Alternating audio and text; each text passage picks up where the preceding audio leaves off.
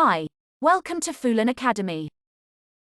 Let's start our lesson with Fulfillment by Amazon Simplified. While you can send stock directly from the supplier to Amazon, this is still not recommended for first-time importers. Here's why. Sending stock to Amazon directly using courier companies is not possible. First and foremost, you must realize that you can't really send stock to Amazon without using a freight forwarder. For example, if you ship from China using courier services such as DHL, UPS, TNT, and others, you can't just place Amazon's address on the shipping label and call it a day. Amazon cannot serve as an importer and is not liable for any importing processes, customs clearance, or payment of import duties, among other things. You are the only one who serves as an importer. Yes, because some of these courier companies also provide freight forwarding services, it is technically possible. You could try to arrange for them to act as your importing agent, clearing goods through customs on your behalf, and then delivering goods to Amazon. However, in the vast majority of cases, it simply will not be possible. And it is highly unlikely that you want to go through all that trouble for a relatively small shipment weighing only 20, 30, or 50 kilograms. For sea freight or air freight shipments, most people will use a freight forwarding company. Some businesses may offer an additional service in which they will send goods directly to Amazon's warehouse after they have been cleared through customs. However, while there are no technical issues with setting this up, there are three major issues to consider. Product quality. The most significant problem you will face is product quality, which is why sending stock directly from your supplier to Amazon for at least the first 2 to 3 orders is not recommended. You won't be able to check each item in your order for packaging or visual defects without inspecting the product. It's possible that some boxes are broken or that some things in the order are defective, but all will be shipped to Amazon and, most importantly, to your customer. Even though products were checked by the inspector during pre-shipment inspection in China, it's possible that you just did a random inspection and only a small percentage of your total order was checked. Always keep in mind that Amazon does not inspect your products. As sales come in, they send out each and every item. As a result, you'll only learn about faulty products when buyers complain or leave negative comments and reviews. This can be disastrous for your company, particularly in the early stages. So the only time you'll be qualified to ship stock directly from the supplier to Amazon is if you've completed a 100% pre-shipment inspection. Monthly storage and long-term storage fees. This isn't as critical as checking the quality of the product. However, if you submit your entire first order to Amazon without knowing how well or quickly the products will sell, you can end up paying absurdly high monthly storage fees, especially if your items are large and bulky. This is particularly evident for long-term storage payments, which can begin as soon as 7 months after the contract is signed. If you're not cautious or strategic about when you submit your stock in, you might lose a lot of money. Labeling accuracy. If you receive labeling, or if you send stock directly to Amazon from your supplier, it ensures that your supplier will be arranging the whole shipment for Amazon, including labeling products and boxes, which Amazon is very strict about. You may always ask Chinese suppliers or find a local UK freight forwarder to make these arrangements, but there might be some issues, including the following.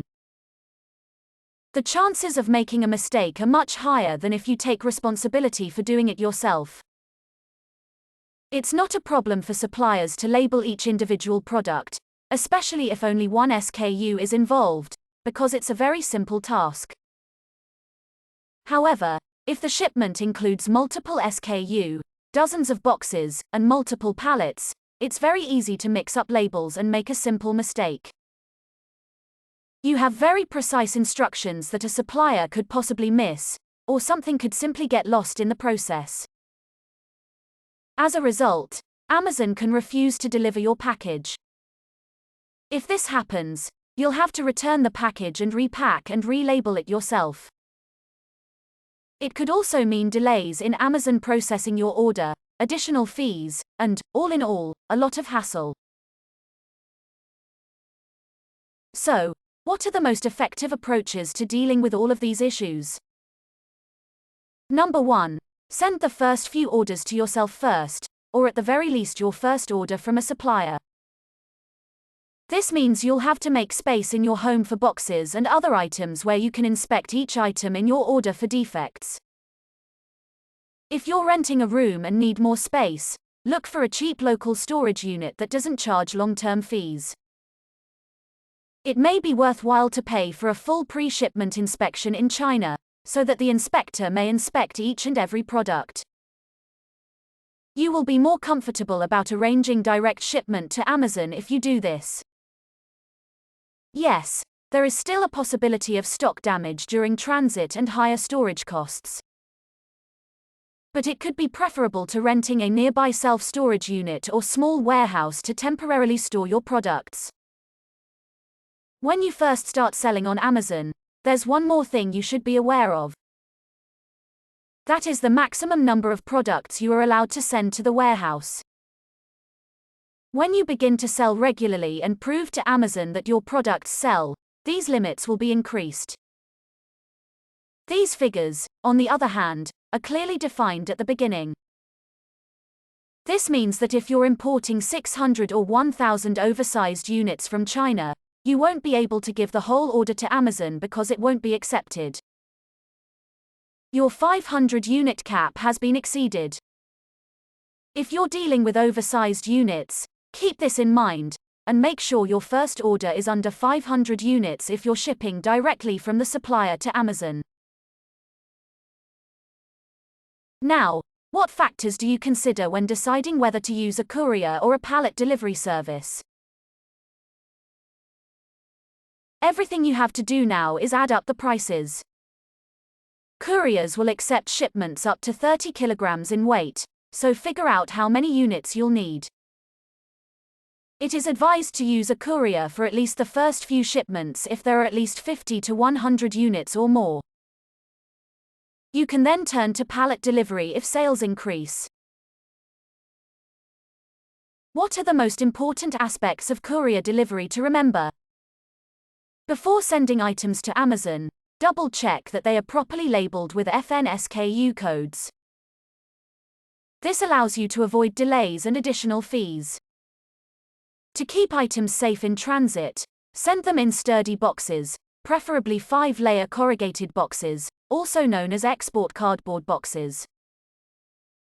Print each box labeled by Amazon on the PDF page.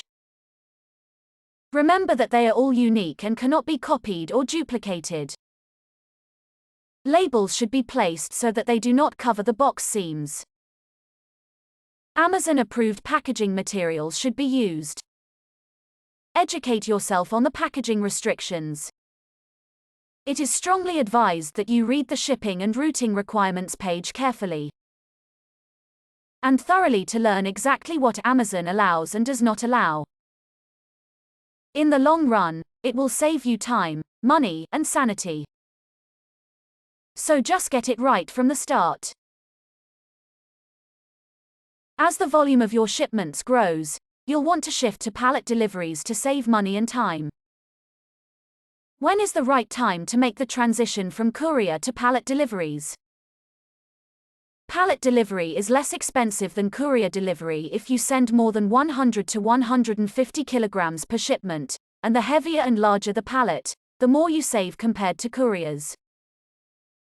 Pallet prices range from about £40 for a smaller 250-pound pallet to £60 for a full-sized pallet weighing a ton. The price can vary depending on your location and which Amazon warehouse you need to ship to. It is strongly advised that you read the pallet requirements outlined on Amazon's help pages in detail. How can you build a pallet that meets Amazon's shipping packaging requirements? Assembly. Each pallet's units must all be associated with the same shipment ID. Place or clamp together shipping boxes that are intended to be sold together, such as a set, and that weigh more than 100 pounds on a single pallet. One sellable unit on each.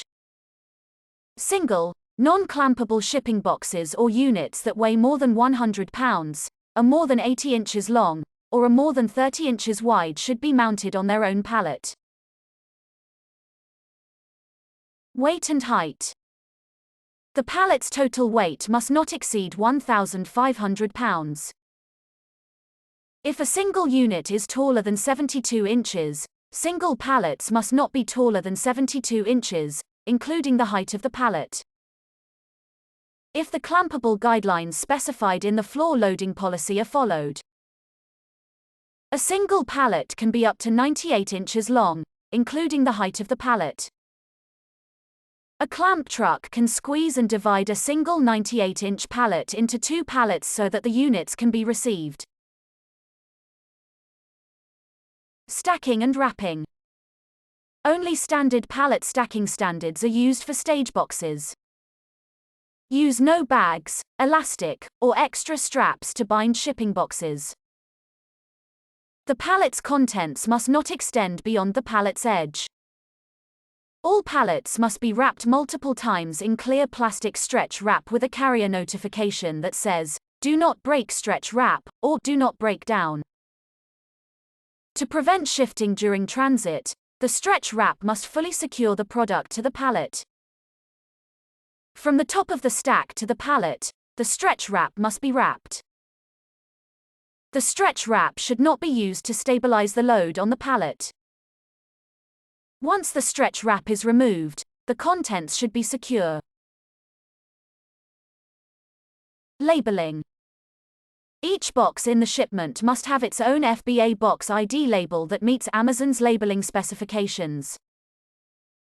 FBA pallet labels must be placed on all four sides of wrapped pallets on the outside of the stretch wrap.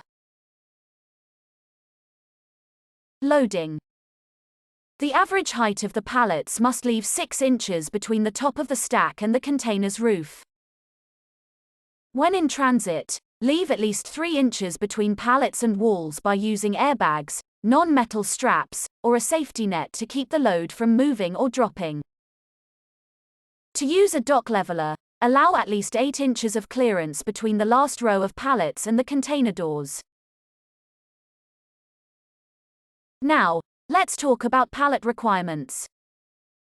Palletization is needed for all non-small parcel shipments.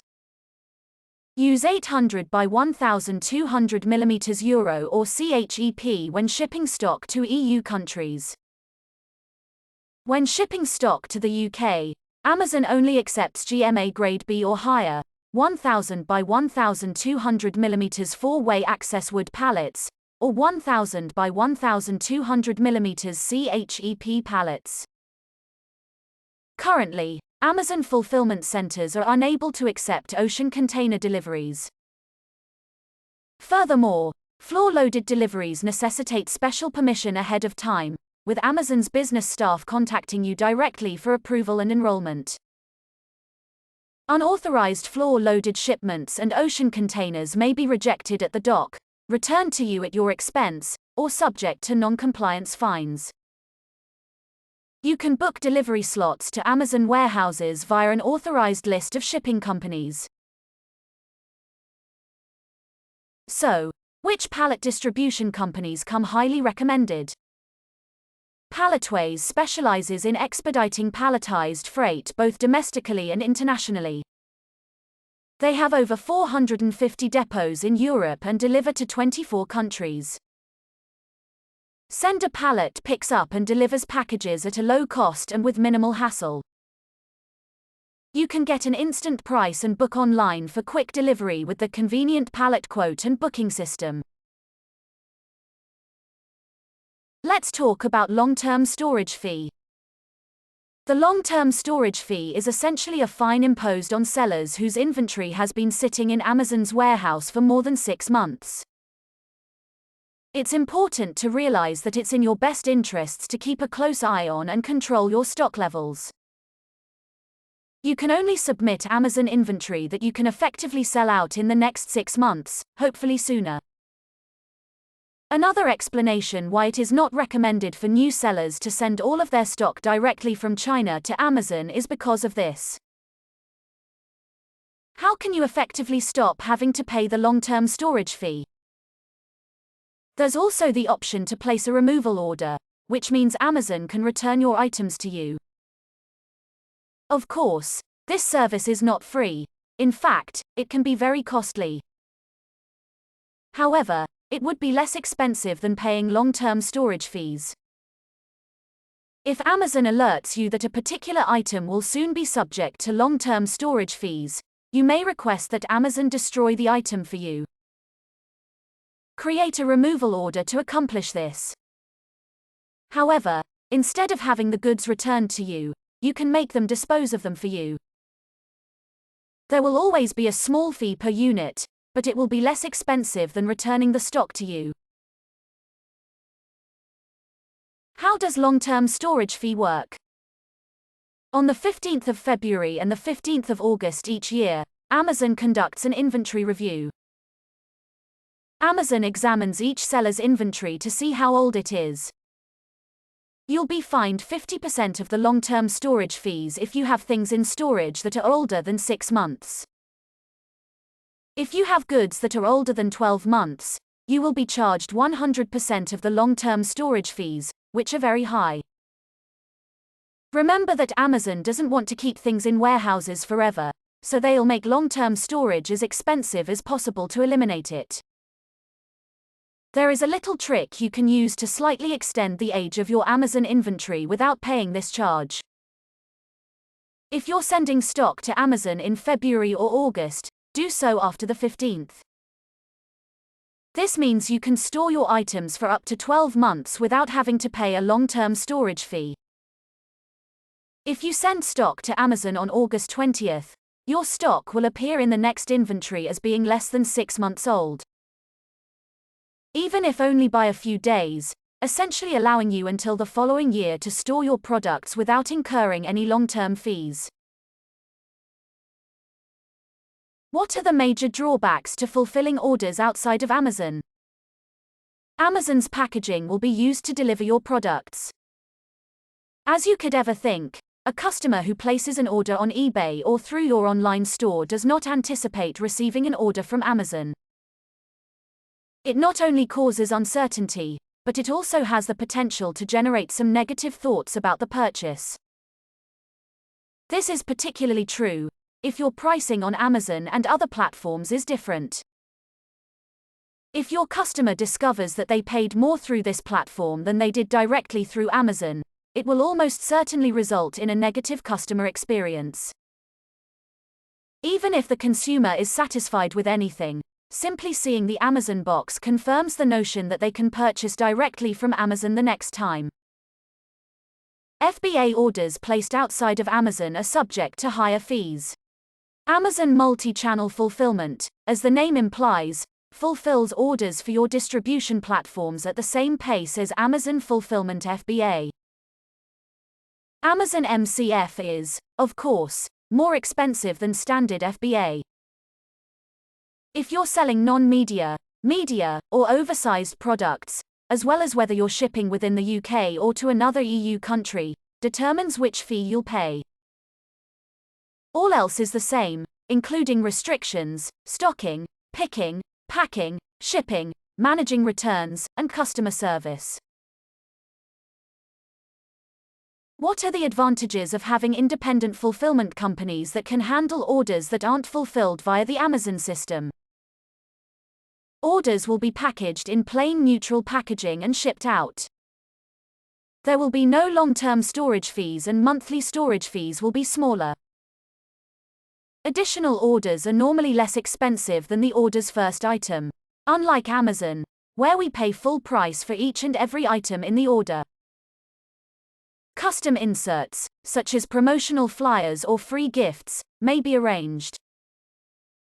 Finally, you still have the choice of doing your own website orders. You can keep some stock on hand and send out website orders through courier companies on your own.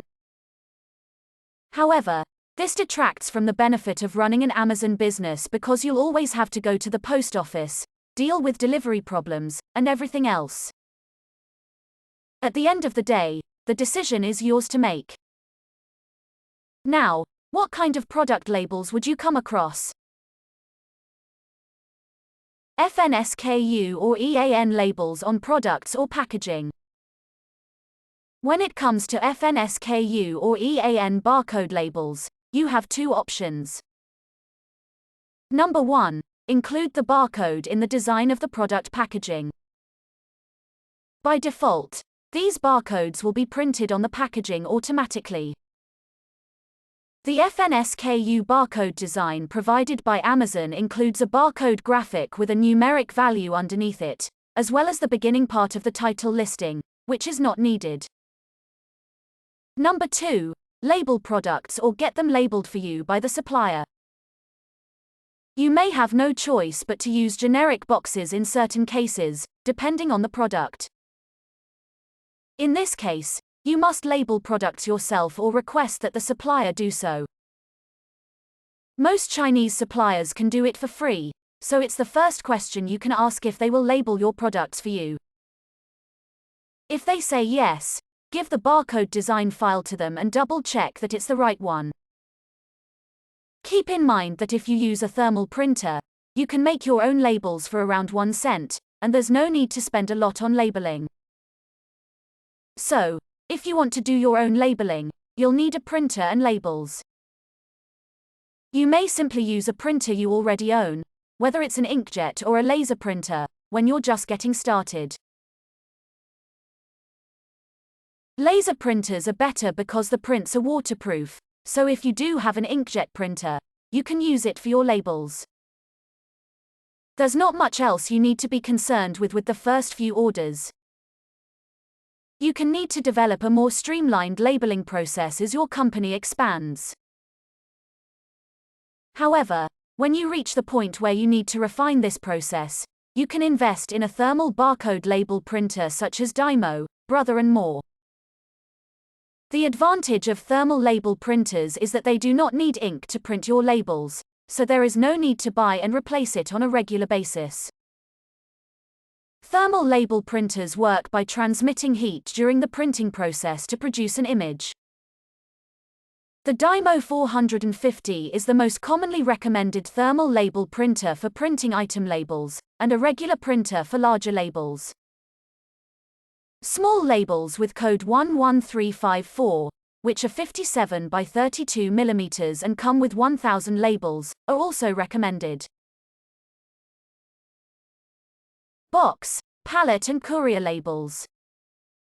The 𝐷𝒍𝒂𝒃 4XL printer is recommended, but it is more expensive than the smaller 𝐷𝒍𝒂𝒃 450 printer. This has the advantage of allowing you to print labels up to 10 by 20 centimeters. Labels with the code S090490 are the most common for larger labels. What are the various types of printing processes? Important disclaimer. Fulin Academy is unrelated to any of the software developers mentioned in this lesson. These are simply suggestions that will make label printing easier. Option 1. Manual printing. There is software called 𝐷𝒍𝒂𝒃 software that allows you to create your own labels, and it is very simple to use. You can simply choose the number of copies of the label you want and then press the print button. When it comes to box and pallet labels, things get a bit trickier, since Amazon gives you a different box label for each one. Each label has its own barcode, which means you can't just print 100 to 150 copies of one label design. You'd have to manually edit each label and print it out separately. When you only have 5 or 10 boxes to send to Amazon, this is not a difficult job, but when you start sending 30, 50, or 100 boxes to Amazon at once on pallets, the process becomes very overwhelming. Option 2. Automated printing. Amazon Shipping Label Printer is a recommended software that is compatible for both Windows and Mac and comes with a 7-day free trial. You can purchase two different programs, Amazon Shipping Label and Barcode Label Printer, at a reduced price when purchased together. The best part about this software is how simple it is to print labels with it. Until you begin printing labels, make sure the Dymo printer is set as the default printer in your device settings. This program will use the default printer to print labels. Then all you have to do is choose the PDF that Amazon provides and press the print button. The PDF file will be automatically cropped into individual labels and printed all at once. If you need box labels for several SKU, you'll have to be a lot more careful because some labels can get mixed up. You'll have to manually verify which label goes on which box so that the SKU numbers match. Quick tip. If you're on a tight budget and just getting started, you don't need to invest in a Dymo machine. Instead, you can use your own inkjet or laser printer and purchase special label sheets. It's easy and inexpensive, and you can still upgrade later. When your company expands and you find yourself spending too much time on the labeling process, you can invest in a Dymo printer. Now, what are the most important areas to focus on when it comes to inventory management? Stock levels. This is the most important aspect of inventory management because it ensures that you always place reorders on time and never run out of stock. The first thing you'll need to keep track of in this case is your weekly or monthly sell-through rate. This simply refers to the number of units sold per month or week. Weekly figures are preferable to monthly figures because they are more accurate. The next figure you'll need to know is how long it takes to receive goods from your Chinese supplier. This is the time it takes from the time you place your order until the goods arrive at your door or at Amazon's warehouse. Suppliers typically manufacture the product in about 1 month. Then there's sea freight, which takes about a month. And there's a 1-week delay for inspections, followed by another week for customs clearance and delivery.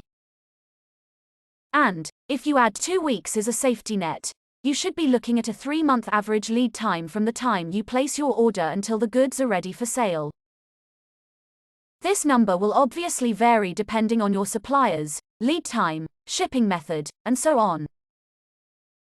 However, 3 months is a typical time frame to work with when using sea freight. However, you are not required to wait until your stock levels fall below that level. You can and should place your order with your supplier as soon as possible.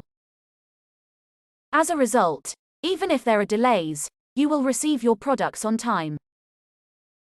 It is suggested that you add 1 month to the time frame you've calculated. If you believe it will take 60 days from A to Z to receive your stock, add 30 days as a safety net. If it's 30 days, add another 30 days if you're using a courier for shipping, for a total of 60 days. All you have to do now is keep an eye on your stock levels. When they fall below the calculated level, simply put in an order with your supplier. There's one more thing to consider when it comes to inventory planning.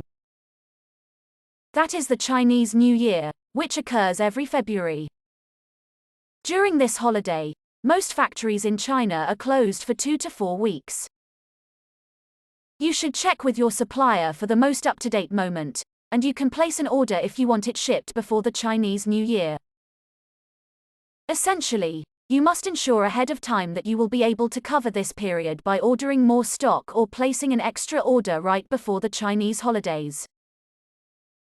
But it doesn't matter if your supplier closes for 4 weeks during Chinese New Year as long as you know when it will happen and how to prepare for it.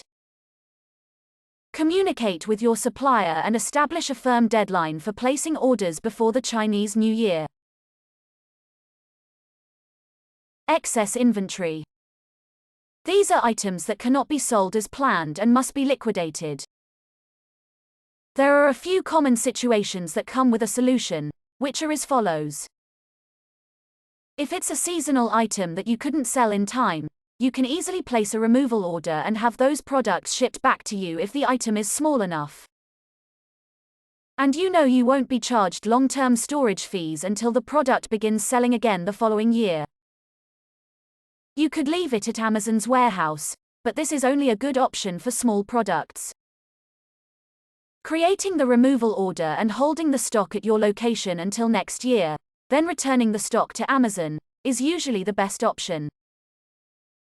If the product really does not sell, and you are certain that you have done everything possible in terms of listing optimization, keywords, branding, product photos, and everything else, it is recommended that you lower the price by at least 30% to see if this affects sales. Then continue or resume your paid advertisement campaigns, and track sales to see if there is any change. If it still doesn't sell, consider offering a sale with a 50% discount off the original price. If it still doesn't sell, there's a serious problem. Perhaps people actually do not need all of the features of the product. If you arrive at this conclusion, you must decide whether to keep dropping the price or to sell at a loss or have the product returned to you. You might try selling it in person or by other marketing channels. If having the products back isn't worth it, you can place a removal order for Amazon to destroy your items. Inventory age. It will assist you in tracking this process and will notify you if any of your SKU will be subject to long-term storage fees on the next review date, which will be February 15th or August 15th. Since you'll be sending stock to Amazon in small batches until you have a good idea of how many units you will sell every month, you won't have to worry about inventory age. If you've figured out this number for at least a few months, you can start sending more stock to Amazon all at once to save on shipping costs. It's sufficient to check this page once a month to see if there are any issues that you should be aware of.